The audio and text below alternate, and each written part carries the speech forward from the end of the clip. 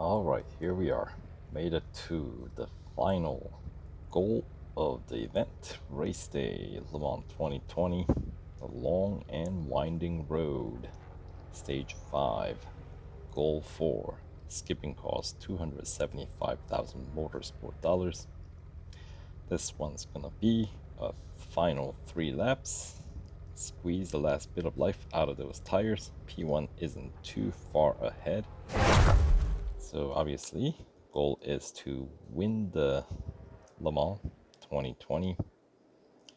So let's get the event going first. Final PR, of course, required is 71.6.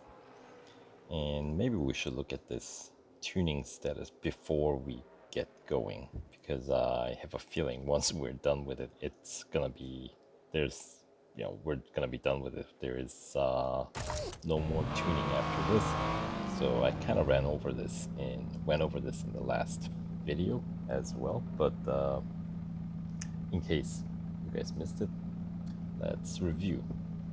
So if you are really concerned about spending the least amount of resources to go through this, essentially win the car, then cheapest way actually is to, after you complete the stage 1 and 3 goals in stage 2, start skipping the rest of them.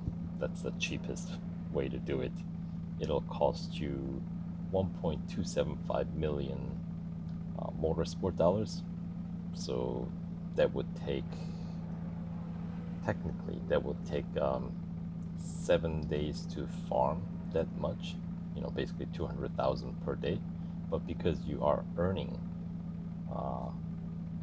some motorsport dollars back as you complete stages, actually there's 140,000 total reward, but like 75,000 of it is all like reserved towards the last 2 goals of the event.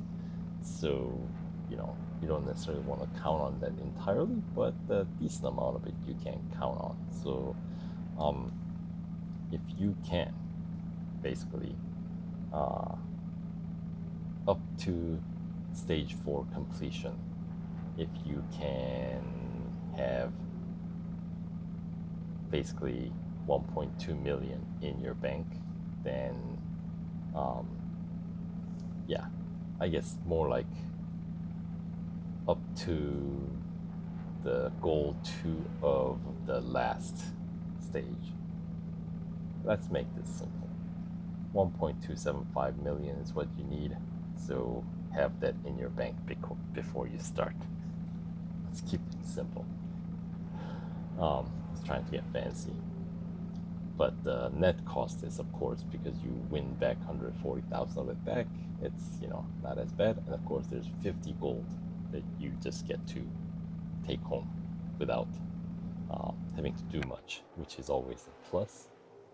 So even if you don't plan on driving this car ever after you win it, I still say go through this event, because 50 gold is something, especially when you're just essentially you're trading motorsport dollars for gold.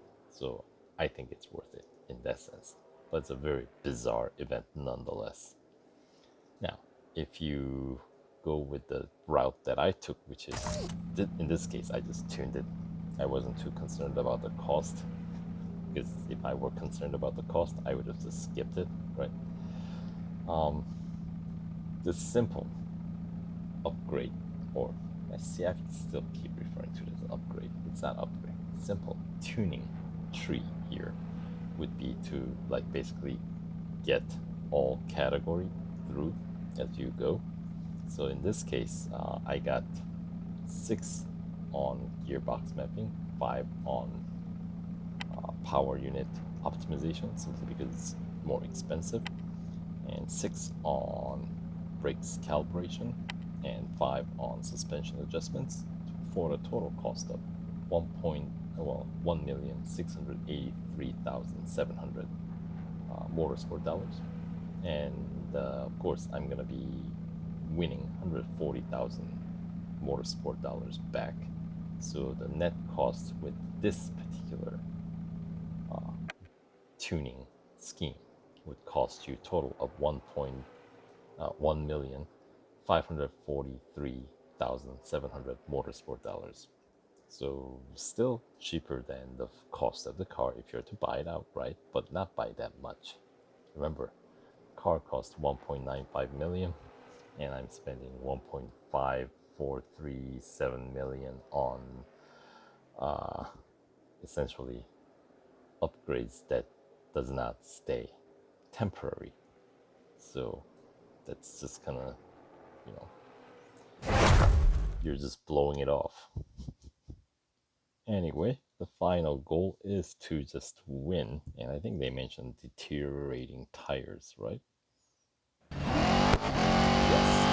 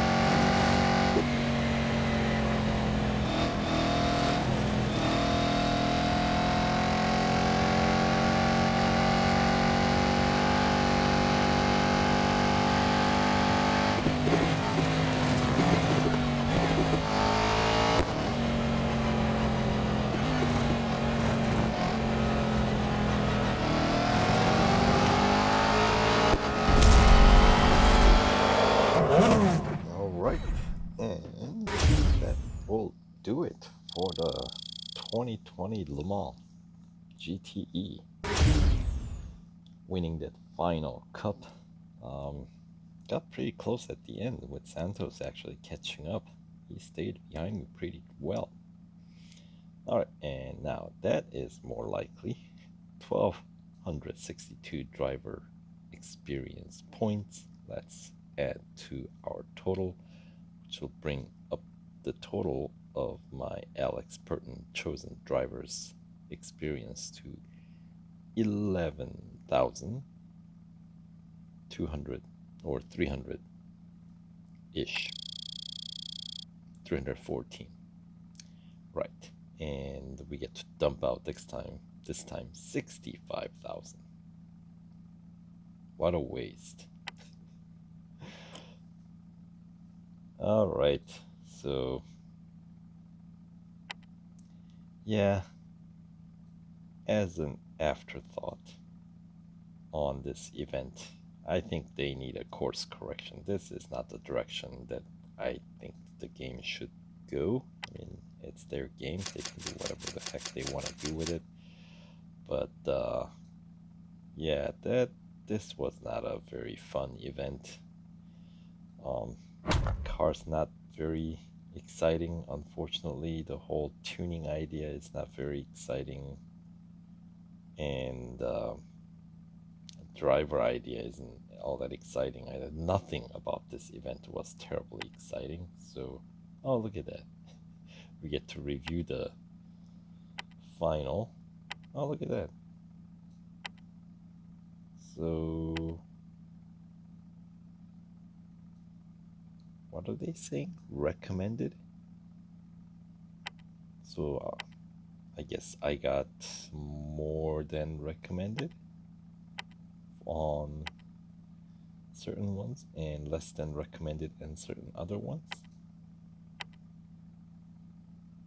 I don't know what that graph actually means. I have no idea. Doesn't really matter. It's gonna be going away anyway. What a shame. Alright, so final goal complete. And we should collect our final motorsport dollar reward of 50,000, which we can keep this time. Plus 20 gold, the important part if you ask me. I still say gold is the king of the currency in the game. Ah, beautiful looking car. It looks just as good as the ones from past years, except why is this guy so much slower? What's with that? Come on, guys. That alone needs some serious course correction, I think. Oh, that was a brutal event. I mean, yeah. Incredible. I can't believe we all pulled that off. Excellent job, everyone. Yeah, I can't believe it either. You know, I think I would have preferred skipping. But for YouTube, I'll suffer through it. There you go. So that way you don't have to suffer through it. Now you get to watch this and know what you're not missing out on. Right? You're not missing out on much. If you decide to skip, I don't think you're missing out. Anyway, you absolutely bloody beauty, P1. You all should be absolutely stoked with your performances today. Ugh, 24 Hours of Le Mans is an incredibly brutal race. They definitely made the brutal part down in this game. My gosh. Not for the exciting part, just for the just sheer uh yeah. This was a bad event. I'm just gonna say it and be done with it. Went through the ringer today, but we all came through on top. Well done, everyone. Yeah, I don't know. This was not a enjoyable event, unfortunately. The car is not terribly exciting to race. Once again, unfortunately, GTE is an event that I look forward to. Like Le Mans events are something that we've always, I feel like ever since they introduced it in 2014, it's been good. You know, I mean, and this year I feel like totally dropped the ball. They perhaps were trying to do too much, bite more than they can chew, kind of deal going on here. Um, this whole driver experience business, I don't know. It's a curious one. Um, and of course, as I was saying, once you check into the 2020 season, all the upgrades are gonna be gone. Take an incredible Grand Touring car for a lap on some of the world's most recognizable circuits. Right, but do we? At least there's some gold to be won here. And there is a time trial at Le Mans, but why would I choose to run these cars when I can check into 2019 season and actually do some fun races? Because these were fun. Um, yeah, Le Mans time trial. 2019, we had a Ferrari 488 GT Evo AF Corse, fun car. Vantage GT 2018, yes, the liveries can use some work, but still fun car. Ford GT Le Mans 2019, once again, look at the top speed of these cars. 349, 344, 357, acceleration 256, 2.56, 2.58, 2.51, and then of course fully upgraded 911 RSR, 360 top speed with the 2.38 seconds for acceleration, 2.01 G for grip, 1.97 G, 1.99, 1.98. That's what I guess we're conditioned to look forward to. So when we are presented with a car of this caliber to show up like this, it's hard to, I guess, swallow it. You know, um, yeah. Here, I don't really care. Motorsport dollars. Vantage GT, 262 top speed. And if we look at the others that I have not won, exact same PR. Why? Because there is no upgrades. The tuning, right? At this spot is empty, blank spot, because it's gone. It's not staying on with the car, which means we are back to the slow mobile here. And then if we decide to level up the driver, you would have to spend 23 gold to go from level 1 to level 2, which brings up PR, 0.3 PR point. That is absolutely dismal. And then looks like level 2 to level 3, you hit it when you hit 3,500 experience points, and it costs you another 33 gold.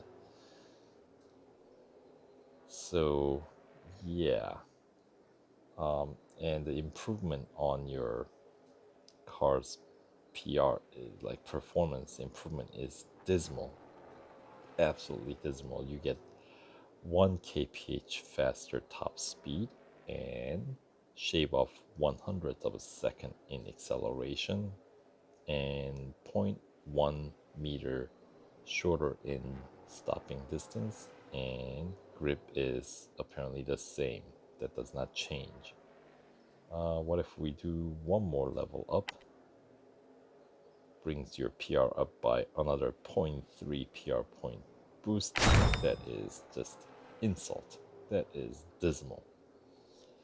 Now your top speed gets the boost up 2 kph, shave off 200ths of a second in acceleration time.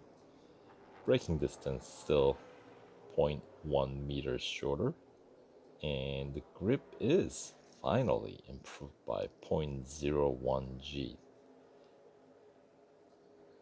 And level 4 is possible when you hit 7,000 experience points, so we can actually go one more, and that's gonna cost you another 47 gold this time, and that gives us 0.4 PR point boost.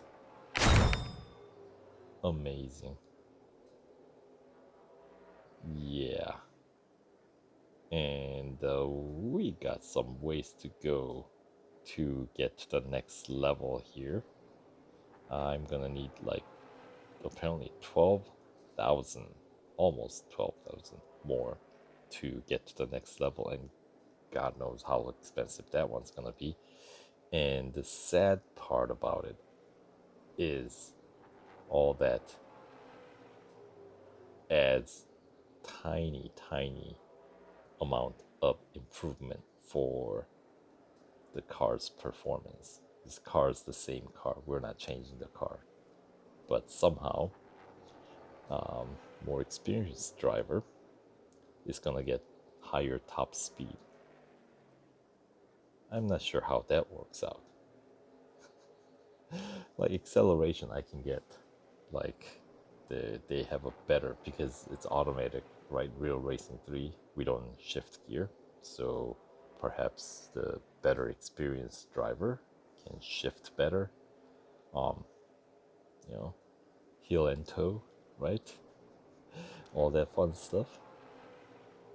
So I can see cornering being a little bit more better.